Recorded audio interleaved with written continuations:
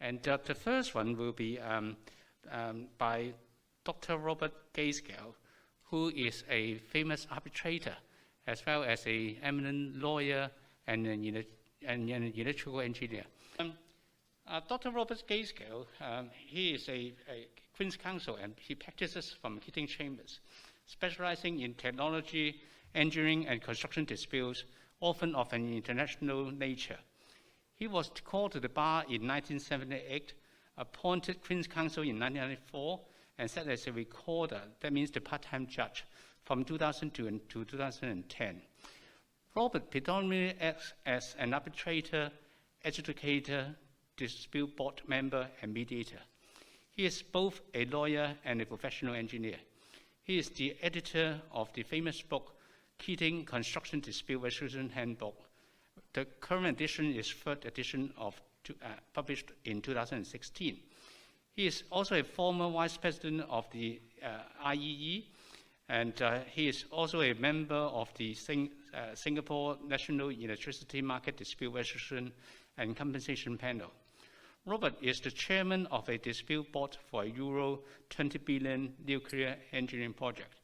He writes extensively and lectures throughout the world on legal engineering subjects, including at CERT in Geneva and Xerox PAR in Silicon Valley.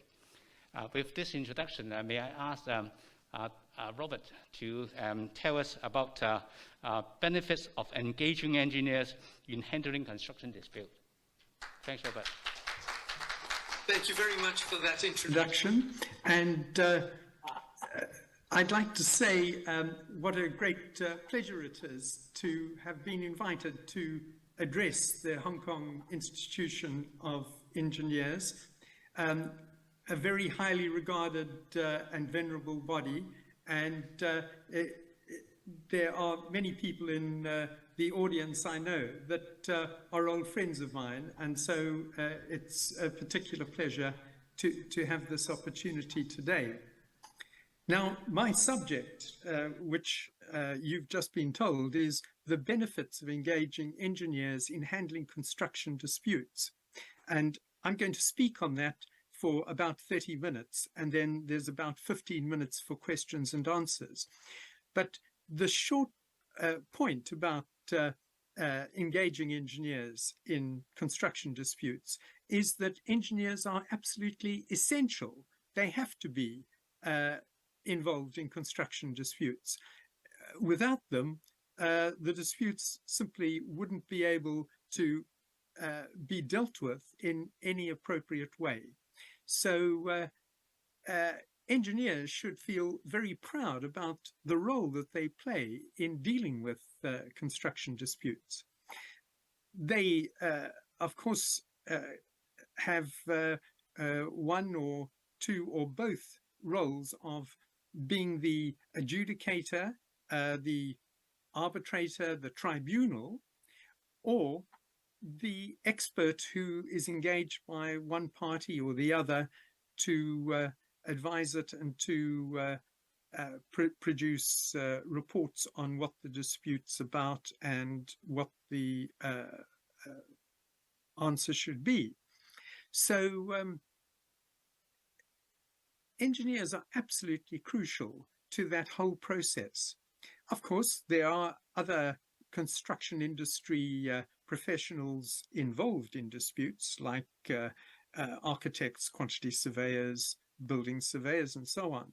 But very often, it's the engineers of all kinds, mechanical, electrical, chemical, civil, structural, that are absolutely at the heart of the dispute, and their evidence will be the material that the tribunal uses to finally come to its conclusion.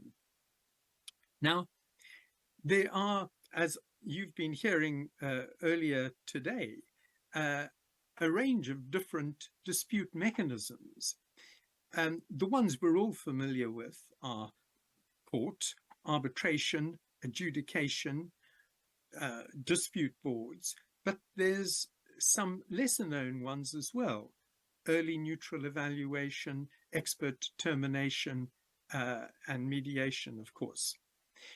I'd like to say just a little about those 7 procedures before focusing in on what engineers bring to those procedures and why they are so essential, and what engineers need to do to make sure that what they're offering to the parties and to the tribunal is the most helpful input. So I'll go at very high speed through the 7, simply so that we've got them on the table for us to examine and discuss. Firstly, court litigation. Everyone knows how that works because you'll often see it in television programs, movies, and so on. And we're all familiar with judges and with advocates, barristers, cross-examination. So that's the default position. If you've got a construction contract that does not specify arbitration or some other mechanism, then that's where you're going to end up in court. We can park that because we're all familiar with how it works. Then arbitration. To go to arbitration, you need an arbitration clause within the contract. And all the standard form engineering disputes will invariably be based on FIDIC standard forms for big international projects. My own institution, the IEE-IET, which has a very big presence in Hong Kong, we produce the MF1 standard form, Model Form 1, and that's got an arbitration clause in it. And that's the norm, to have an arbitration clause, and that's why most construction disputes end up in arbitration. Then there's adjudication, and you've heard this morning a lot about how there can be contractual adjudication because it's specified in the contract, often as a first step towards arbitration, but you can have statutory requirements for adjudication, and of course that's what you've been hearing about now. So that's the third procedure. Then dispute boards. Many of the big international projects that Hong Kong has, while they were being carried out, the contract specified that if there was a dispute, it first had to go to a dispute board to get their decision, and if one or other party didn't like it, then you went to arbitration. And those tiered clauses, where you have tiers, where you it says in the contract you must try negotiation, then try mediation, then try a dispute board, and finally go to arbitration. Those are very common now and are very effective at disposing of disputes early on. For example, with mediation in the construction industry, there's about a 75% chance that if you go to mediation, you'll get a settlement. And similarly, if you then go to adjudication, although it's open to a dissatisfied party to go on to arbitration, in reality, very few parties go on from adjudication to arbitration. They simply accept what the adjudicator has decided. So having those tiers is very effective for disposing of disputes. And the previous speaker was emphasizing how important it is, if you can, to dispose of disputes before they turn into procedural difficulties that can arise once you're getting into arbitration and so on. Then mediation, I've already mentioned that. Expert determination, and this is an area where engineers are used on a regular basis and are crucial, absolutely vital. In my own field of power systems engineering, in various steps in the course of construction of a big power station, there'll be the possibility of disputes that can be solved very quickly by an expert determination by an appropriately qualified and experienced engineer. For example, it might be that the boiler is said not to come up to the contractual specification for its output. And you can get a boiler specialist engineer who comes in and decides that. He doesn't decide anything else, simply that. And it can be very quick, very cheap, and it's very helpful to the parties. Then early neutral evaluation. This is very rarely used, and yet in my own experience, it's very powerful. What you do here is you get an appropriately qualified person. It could be an engineer, could be a former judge or a senior lawyer, and someone who knows the subject matter, and the parties come in front of her or him for just 1 or maybe 2 days. They present their case very swiftly, without calling any evidence, simply explaining what it's about. And at the end of that period, the person conducting the early neutral evaluation gives a broad idea of what she or he thinks. It might be 20 million should be paid by party A to party B. It's not binding, but it gives the parties an indication of what, if they did go in front of an arbitrator or a judge, the result might be. And then they're able to use that as the basis for getting a deal. And I know that that particular procedure was very effective in getting a settlement in a big football stadium here in the UK, where it was causing real headaches to everybody, the construction dispute. And they went in front of a retired judge who gave an indication, and it settled straight away. So it's very powerful. All of those are covered in the book that, when I was being introduced, was mentioned, the Keating Construction Dispute Resolution Handbook. And if you're interested in the detail of those, you can read it there. Now, what I'd like to touch on for the moment is what you can expect as an engineer if you do get involved. You get appointed by one or other party to help it in a dispute. Well, if it's arbitration, which is, of course, the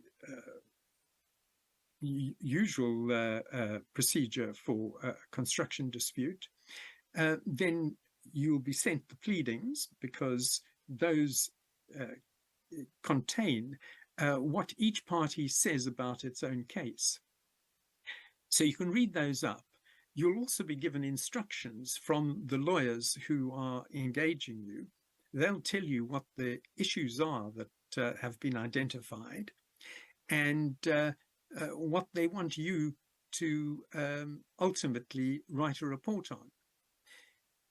Having read all that material, if it's been structured correctly, you should then get the opportunity to go and speak to the expert appointed by the other side, because at that early stage, you're both on a learning curve, and you haven't committed yourself in writing as to what your views are.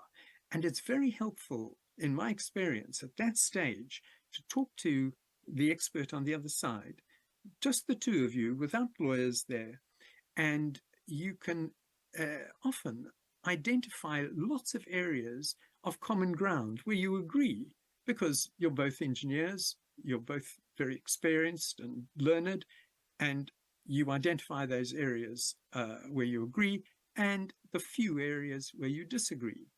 You then write a joint report identifying agreements and disagreements. Only after that do you have to produce your own report. And you focus then, of course, on the areas of disagreement, and you explain why you disagree. Ultimately, you come to a hearing, and your report is used as your evidence in chief. It's put in front of the tribunal, in front of the arbitrator, and you then get cross-examined on it. And if you've been honest in your opinions, you've done your homework by reading up the material, you've visited the site if you get that opportunity, then you can withstand cross-examination because you know exactly what it is you're saying. So that's how the procedure unfolds. And if you've done a good job, you will often find in the award produced by the arbitrator that he or she will comment on how helpful the engineering experts were in the material they produced. I'd just like to mention one or two things to bear in mind when you're being an expert. I've mentioned you've got to be honest. You've got to have integrity. Although you're being paid by one side, you're not there as a hired gun or an advocate. You're there because you've got the expertise that the tribunal needs. And if you are in any doubt about what your role is and why you need to be honest and act with integrity, you can get help from protocols produced by various bodies, such as the International Bar Association, the IBA, or the Chartered Institute of Arbitrators. All of these bodies produce helpful documents. And there's an English case called the Icarian Reefer about a scuttled ship. And that's got a very helpful list of things that you as an expert need to bear in mind. And that's widely available on the internet. Let me tell you one case which highlights how things can go wrong if you don't act with integrity. It's a case called B-Sky-B against HP Enterprise in 2010 in the English Technology and Construction Court, dealt with by Mr. Justice Vivian Ramsey. And there was a witness there who claimed to have an MBA from an institution named Concordia College on the island of St. John's in the United States Virgin Islands. And he came and he gave his evidence, and now he's being cross-examined. And he said in cross-examination that he'd studied there on the island for 1995 to 1996. He used to fly into the island to attend these courses at Concordia College, and so on. The barrister cross-examining him then produced an affidavit from the head of the educational system for the government of that island, St. John's, and it said, we don't have an airfield, so no one could fly in here. There's never been a college called Concordia College here. There is such a thing on the internet. There's a website, but there's no physical college, so this made it look as though the expert had produced a fictitious CV. But things didn't end there. The barrister then said, now you got a 2-2 second class MBA, and he said yes. And he said, well, I went on that website last night and I put in my dog's name. The dog was called Lulu. I put in my dog's name And I managed to get her an MBA with a 2-1, a second-class degree of the first order. I paid more than you on the website, and I've got a better degree. Well, of course, the whole court collapsed in laughter, and all the evidence that this man had given for a long period in cross-examination was totally disregarded by the judge, who said so in the decision. So do remember that. I'll end with one last little story on that, this section. A colleague of mine was doing a case in London, and the expert was so destroyed in cross-examination that when there was a tea break, he ran off outside and has never been seen since. He simply disappeared. So do remember that you must maintain your integrity at all times. Now, what you will be thinking, I'm hoping, is that this is an attractive thing to do, to get involved as an engineer in disputes, because, as I've said, you are really needed, you are crucial. And if you want to get involved, there is a lot of help out there to make the transition from a pure engineer to an engineer who is involved in disputes fairly effortless. First of all, you can talk to people. Dr. Christopher Toe, who I know well, who's also a barrister and an engineer, talk to him. He's at the conference. He's speaking, of course, and he knows all about it. But your own institution, the Hong Kong Institution of Engineers, they can point you to people who can advise. And there are bodies, of course, that specialize in helping. The Chartered Institute of Arbitrators, the Academy of Experts, and so on. And there's a lot of help. And I do hope that you take this opportunity to consider whether you'd like to be involved in this sort of work, because you can contribute so much. And I am often phoned up from all over the world by people who say, I've got a problem with a turbo alternator blade where we're not sure that the metallurgy used when it was being created was absolutely right. Can you recommend an expert? And I have various contacts that I would then go to. But people all over the world are constantly on the lookout for specialist engineers who can help them with problems of this kind. And you could be the person who's going to solve their problem. Of course, always restrict yourself to being an expert in an area where you do have the expertise. There's a case, SP International and PPC, where shot blasting was the technical issue. And at the end of it, the judge said about the witness who'd been called on shot blasting, I doubt if there has often been an expert less expert than he. And you obviously don't want that said about you. So make sure you know what your expertise is, but then go through the training and become the person who can assist the arbitrator or the judge in knowing what to do about the dispute on your particular field. Now, I've talked for half an hour, but if there are any questions, I'd be delighted to deal with those. Thank you, Robert.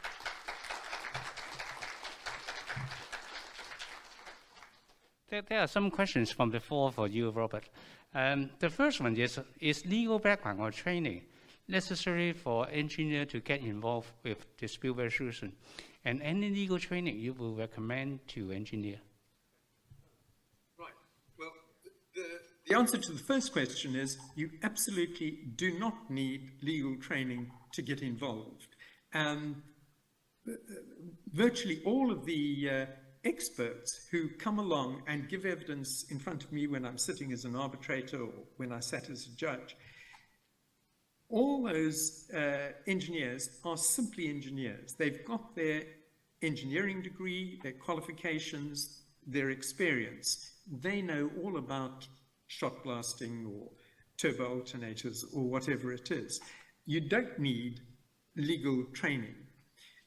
Where additional training is helpful is, for example, the Academy of Experts, which is an international body. They can train you in what to expect in those various steps I was telling you about, the pleadings and the reports and the meetings and so on. But you don't need a legal qualification. It's simply learning a new dimension to your current engineering skills. So you continue as an engineer. That is why you are being appointed as an engineering expert. Although people like Dr. Christopher Toe are both lawyers and engineers, people like that are very rare. Very helpful, of course, in cases where you need both qualifications. But the average expert engineer does not need any legal background. And insofar as you need to know what the law is, the people instructing you when you're appointed, they'll tell you what you need to know. So don't be put off by that. You can be an expert engineer with no legal knowledge, whatever. Right. Any other questions? One follow-up question on this is that assuming the engineer is now acting as arbitrator or adjudicator, and the dispute involves some sort of on the interpretation of a contract. Now, we know that usually interpretation of contract involves question of law, but the engineer without the legal training is asked to make a decision on construction of law. What advice would you give to the engineer about this?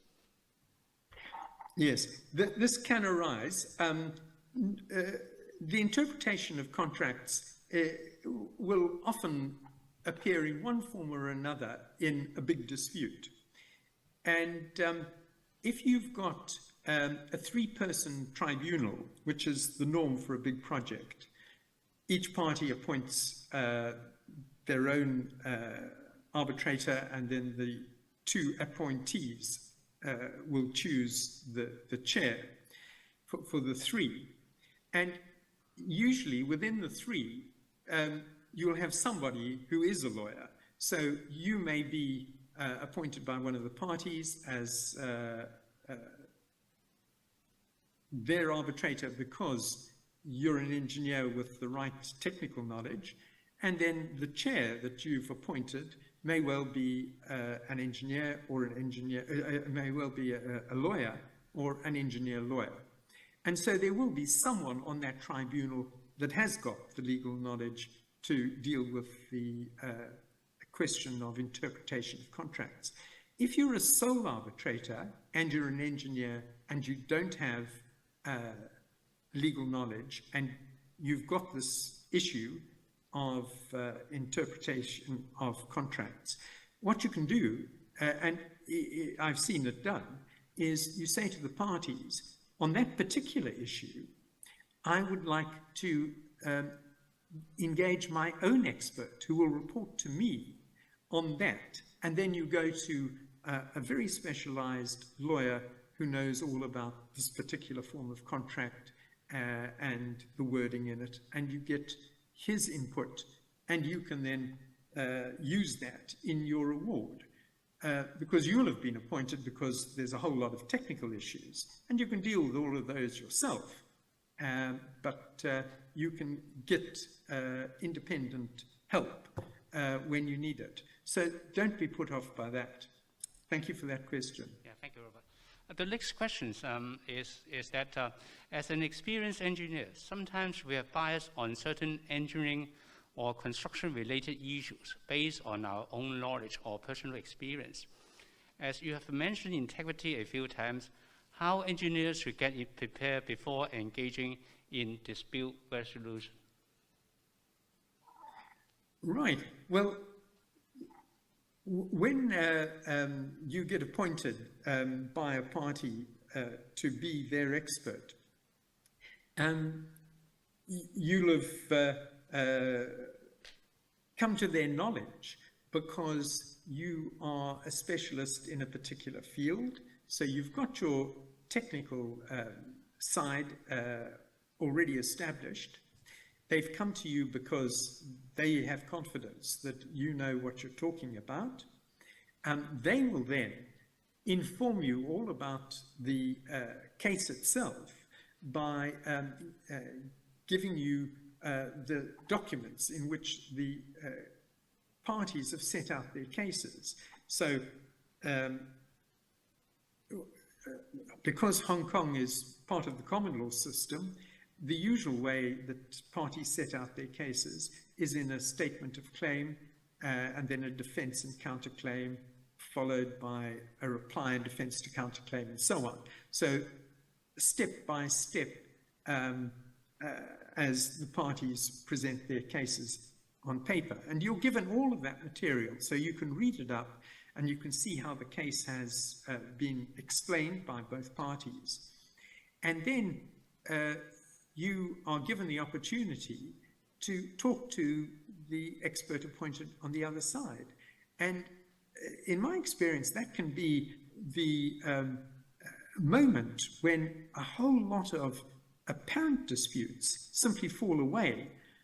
The two engineers get together and they start talking about the boiler output, and while they're chatting, because they're both very experienced and knowledgeable about this type of boiler, they'll chat and they'll say, yes, well, I think the problem is that the sand or the refractories or whatever are not what people were expecting. And there'll be a lot of agreement, and sometimes complete agreement. And then the parties are told, this is what both experts think the problem is. And if you go away and change what they've suggested, there is no longer a dispute. So you accumulate all the knowledge you need in a step-by-step process as you go through the procedure in the way I've described. And it can be very effective. Thank you. Yes. Next question. Yes. The first question is, why is it in a party's interest to appoint a hired gun who wholly supports their case? What's the disadvantage? That is a very good question, because a lot of people think that it's very much in their interests to have an expert who is a hired gun. But I can tell you, as the arbitrator, that it most certainly is not so. Because if you get an expert who is a hired gun and he writes a report saying, the party who appointed me are wonderful people, they've done everything correctly, there is nothing wrong with their product, this boiler is brilliant, it's the best boiler I've ever come across. If you get that, then it soon becomes apparent that this expert is simply a hired gun, and that his word can be totally ignored. I'll give you one quick example of this. I was acting as counsel for a party in a dispute about a roof for a big swimming pool for a famous private school outside London. And our Judge Newey in the Technology and Construction Court in London, he was up in the roof with all the lawyers and the experts, and there's this beautiful swimming pool below, and the hired gun expert that was acting on the other side from me, he was going on about how wonderful the workmanship was that he could see in front of him for this ceiling. All the joists were perfect and so on. And he said, I've never seen better work than I can see here. And the judge sort of raised his eyebrows. And so to demonstrate that he, the expert, had total confidence in it, he stamped on one of the joists, and the whole ceiling collapsed into the pool below. Fortunately, no one was swimming there. And the judge said quietly, I think this case will settle. And that's an example of somebody who is simply a hired gun and has lost their integrity. So you may think they're going to help the party that appointed them, but because they're going to be totally disregarded by the judge, they are of no help at all. Yes. Any other questions? In fact, a follow-up question is that some experts tend to be argumentative. They stick to their theory, and they are not prepared to yield. But how would this be distinguished from what we call hired gun? Although the other side will say this expert is a hired gun, but actually it's just argumentative. Then what sort of distinguishing feature you would put at when you classify whether a person is argumentative or a hired gun? Very good question. Bear in mind that your tribunal will be in arbitration somebody who knows quite a lot about the subject matter. I'm often appointed as an arbitrator in power station disputes because I know all about power stations. And so if I hear somebody who is a hired gun saying something that is nonsense, I'll start engaging with him and saying, but why do you say that? And so on. Now, if he's a hired gun, then he's not going to concede anything. He's going to constantly say his party has done everything right. And that'll be evident to me. Whereas he can be argumentative and say, well, there are these reasons and those reasons. And if they're good reasons, then of course I'll understand them and take them on board and accept his evidence. And they may be good reasons. But it's for a hired gun, when he's argumentative, it'll be to defend the indefensible. And that becomes evident to the arbitrator very quickly. And once the arbitrator has decided the expert is a hired gun, his evidence is of no value and he does not help the party that appointed him. Thank you very much, Robert. Thanks, Robert, for sharing with us your immense knowledge and experience in this field. May I invite the attendees to join me to thank Robert in the usual way. Thank you so much, Robert. Bye.